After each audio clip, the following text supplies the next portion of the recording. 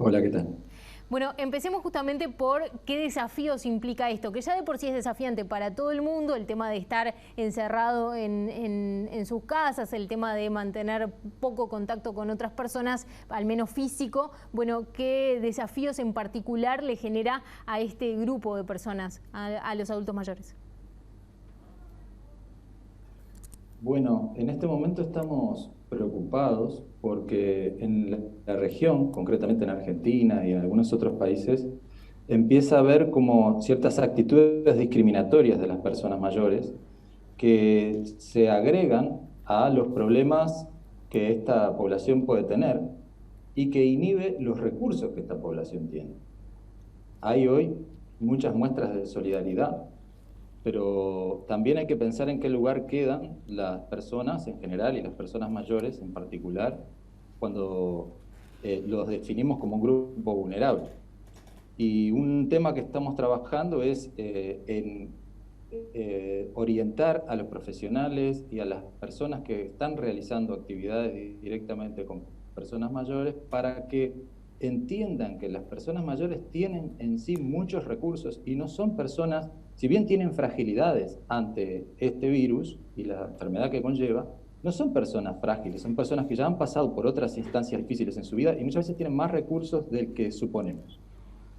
Ni que hablar, el hecho de que sea médicamente, o sea, de que se sepa o que haya evidencia de que médicamente, bueno, el virus, el COVID-19, le puede generar efectos más letales a determinada edad que a otra, no quiere decir justamente de que sean vulnerables por sí mismos. Y ahí me pregunto justamente, y teniendo en cuenta la pirámide poblacional del Uruguay, la cantidad de gente que vive sola hoy en día,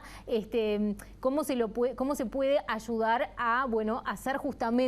sentir útiles, a aprovechar qué tienen para dar los adultos mayores para enfrentar esta pandemia y al mismo tiempo también acompañar, porque una parte importante de todo esto justamente es evitar que la gente se sienta sola o que empiecen otras patologías más del punto de vista psicológico, ¿no?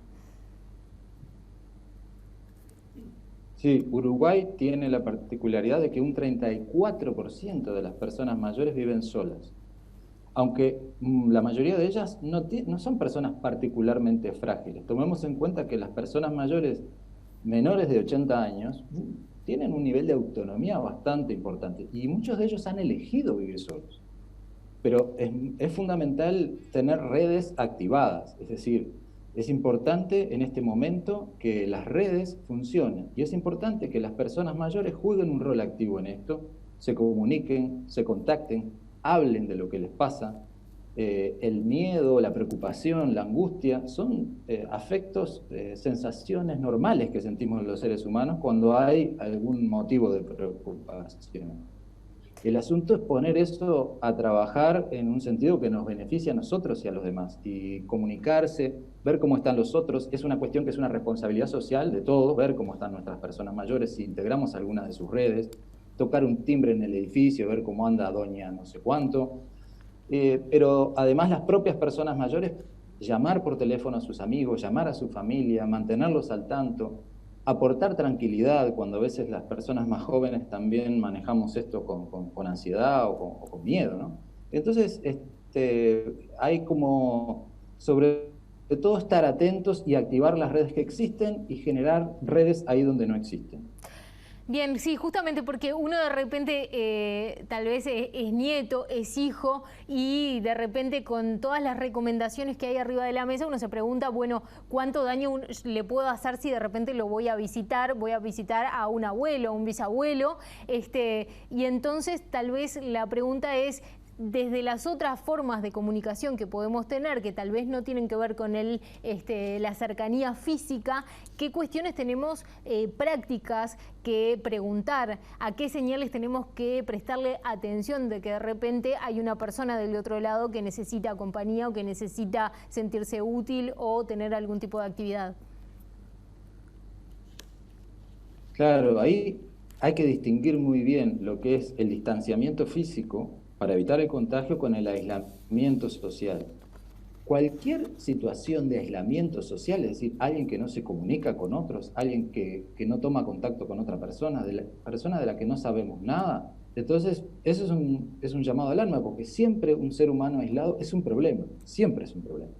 Pero además, en las personas mayores, muchas veces oficia como un sentimiento de no molestar a las generaciones más jóvenes, ¿no? Y por eso me parece muy importante formular el problema de una manera distinta, es decir, no,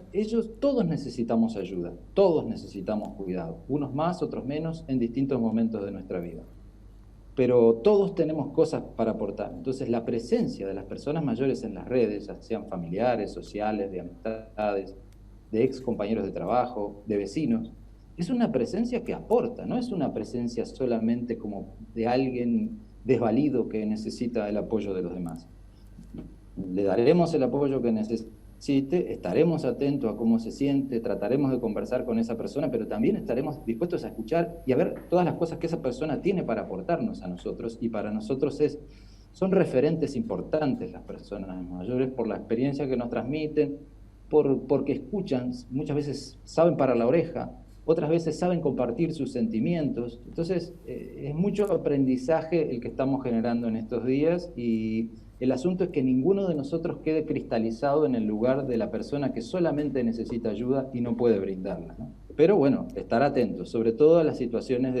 de aislamiento, y cuando la persona vemos que tiene dificultades de comunicar lo que le pasa, ¿no? Fernando Barriel, psicólogo especializado en temas de envejecimiento, de vejez, muchísimas gracias por estos minutos aquí en BTV Noticias. Bueno, gracias a ustedes, un gusto.